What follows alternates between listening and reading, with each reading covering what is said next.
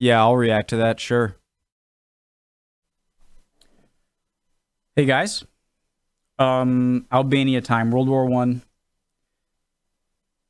This is the 15th episode of 42, covering this is a great channel, the Great War, I believe. Ooh, comments turned off here. Is this a controversial one or something? All right, let's go. I'm going to give it a preemptive like. Let's do it. Original link to the video, top of the description. All the things. My name's Connor. If you're new, history, learning about it. That's what I love doing. Let's go. Original link to the video, top of the description. Right below that, link to the Discord. Click on it. Easier for me to interact with you. Learn about history, hang out. And under that would be my link to my second channel, Mr. McJibbin, where I do more non-history related content. Let's go. The Game of Thrones in Albania during World War One. Okay, let's go. The period leading up to the First World War in the Balkans was a time of great confusion. Most of the nations there had only recently become independent from the Ottoman Empire, and national, ethnic, and religious tensions ran high. I never thought about that for some reason. So when did Serbia become independent? Serbian independence from Ottoman Empire. 1878? Serbia gained two uprisings in so during the Napoleonic Wars?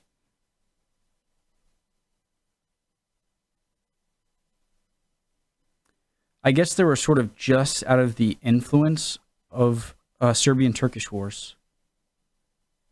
Okay. I never really thought of the fact that these, I mean, clearly there was tension between a bunch of the different states formerly part of the Ottoman Empire and Austria-Hungary, of course. Learning about the, which I'm not sure if it was in a video I reacted to or to just a random video I watched where the Austrian Empire became the Austro-Hungarian Empire. That was really interesting too. Kind of gave you an insight into the conflicts that Austria was having, mainly with Hungary being the major kind of power inside Austria, the Austrian Empire that was seeking independence. So, okay, sorry. Let's go. Where did this hold more true, though, than the Principality of Albania? Let's go. Let's go.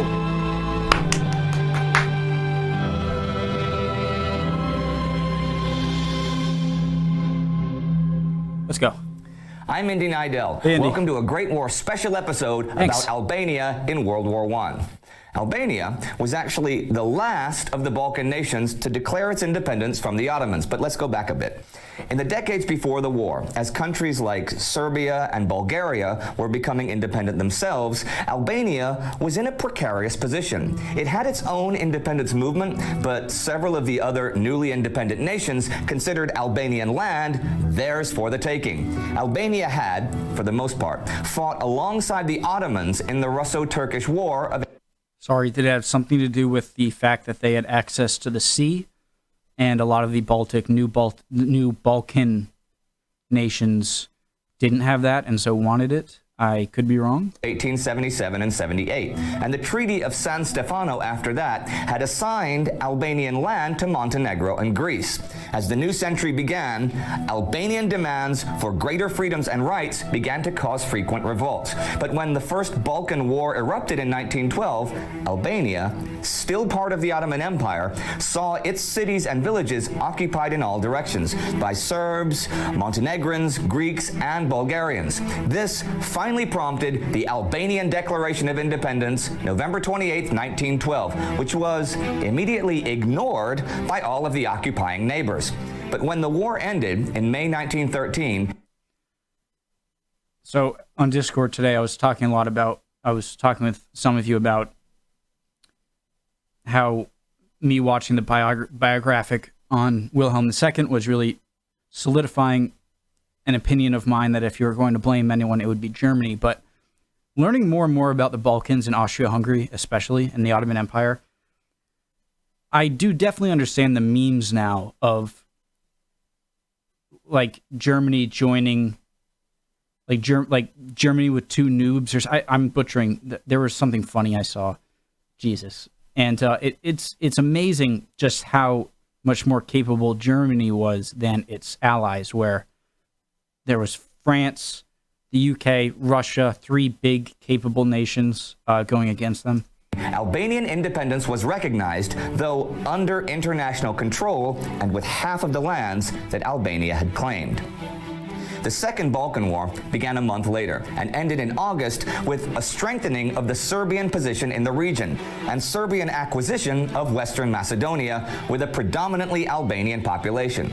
The Balkan Wars, though overshadowed by World War I today, got a lot of attention in the West, particularly because of the wartime atrocities committed by all sides. In fact, the Carnegie Endowment for International Peace specifically wrote about atrocities committed against Albanians in order to transform the ethnic character of regions inhabited by them. Numbers vary widely in various sources, but as many as 120,000 Albanians were killed in the regions occupied by Serbian forces during the wars as Serbia sought access to the sea. I knew it. Now, the non-occupied regions of Albania drifted into pretty much total chaos at this time. The great powers tried to bring some order to this chaos with an international commission that would govern the country until a prince could be found. This commission was created October. The great powers tried to bring some order to this chaos with an international commission that would govern the country until a prince could be found. This commission was created October 15th. The following day, Esad Pasha, an Ottoman loyalist supported by Serbia, declared the independence of the Republic of Central Albania with the goal of reuniting it with the Ottoman Empire.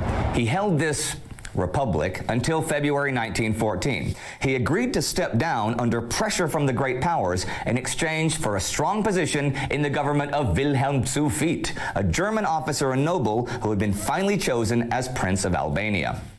That month, though, the Greek minority of suddenly chosen as Prince of Albania.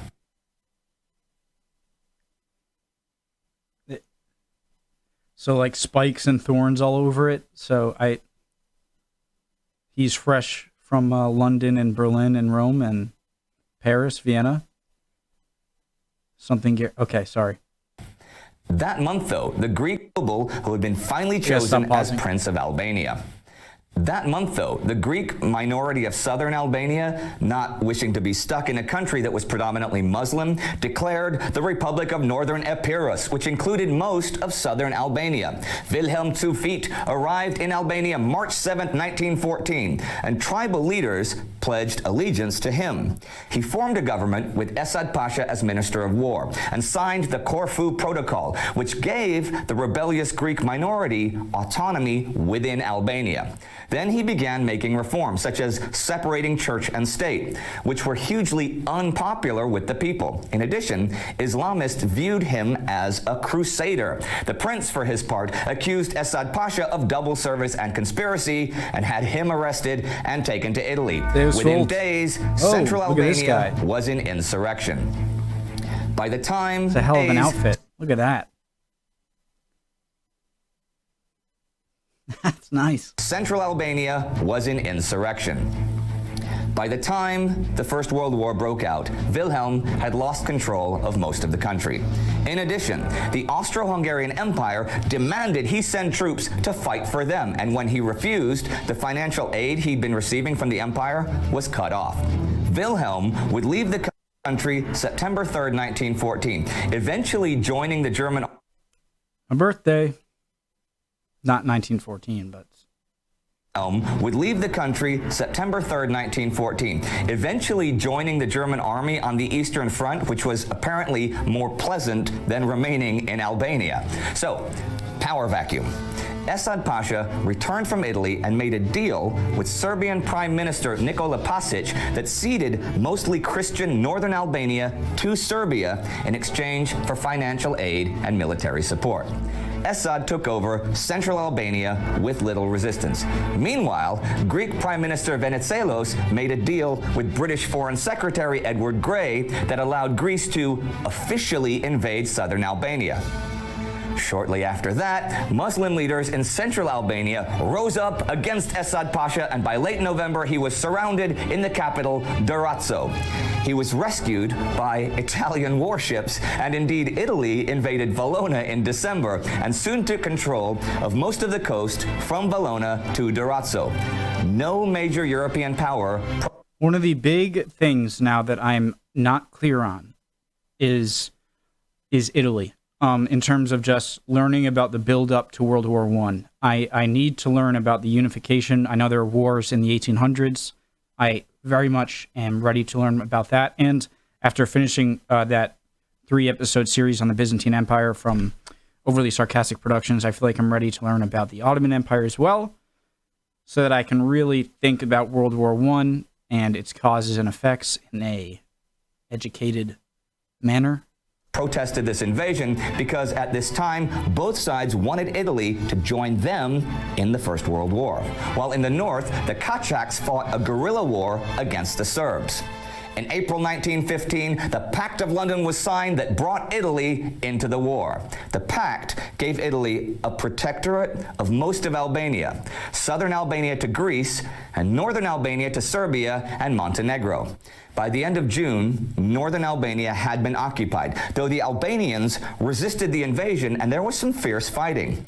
In October, Serbia withdrew from Albania to fight the Central Powers invading Serbia, only to return weeks later in the retreat to the sea that would see tens of thousands of Serbian refugees and soldiers die of the freezing weather, starvation, and guerrilla attacks from Albanian forces.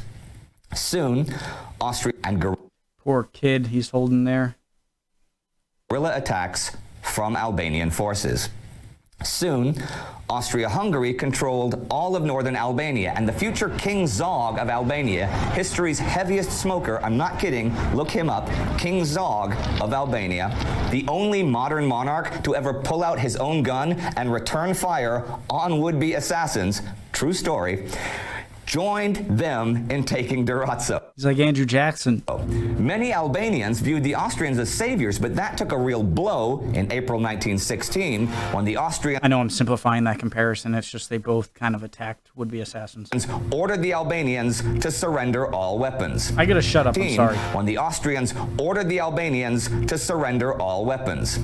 You would think that Italy and Austria-Hungary, both occupying Albania, would fight each other there, but you'd be wrong, except for small skirmishes. By autumn 1916, the Allies were beginning to move in the Balkans. The French soon occupied Korcha and declared it an autonomous republic. This meant that French and Italian forces were now connected, and an Albanian rifle regiment was even created in the French army. In June 1917, Italy declared Albanian independence and ousted Esad Pasha. Interestingly enough, especially considering what had gone on prior to the war, there was still no major fighting in Albania. Not till mid-1918, when an Italian offensive captured the Berat region. A month later, though, the Central Powers recaptured most of the territory, which is quite interesting because it was the final real military success by the Central Powers in the war. On September 15th, the Allies began the final offensive on the Salonika front, soon defeating Bulgaria and forcing the Austrians to retreat. The Allies destroyed the port of Durazzo on October 2nd, the final major confrontation on Albanian soil. And by November 5th, the whole country was in Allied hands. And what happened then? Well, the political confusion continued. Albania didn't... I thought he was going to say, like he usually does, well, what happened then? That's not my job. I only talk about during the war. Have a recognized government, and Albanians feared that Italy, Greece, and the new Yugoslavia would carve it up. It was U.S. President Woodrow Wilson who spoke up for Albanian independence, and in December 1920, the League of Nations recognized Albania as a sovereign nation and admitted it as... That looks like FDR. That's Wilson? ...a member. Okay. I heard Even that. though this is probably really confusing, it was still only a general outline of what was happening in Albania during the war. You should that was really good. You did a good definitely job. look it up for yourselves to get a deeper understanding, because it's really interesting and almost mind-blowingly confusing. Of all the countries that took part in the First World War, it was in Albania that the Game of Thrones was played the most. Thank you to Lirim Blatza for helping us out with the research for this episode. Now, if you want to learn more about the situation in the Balkans during Serbia's retreat, check out our episode about that right here. If you want to help telling the story of your country in the first... America.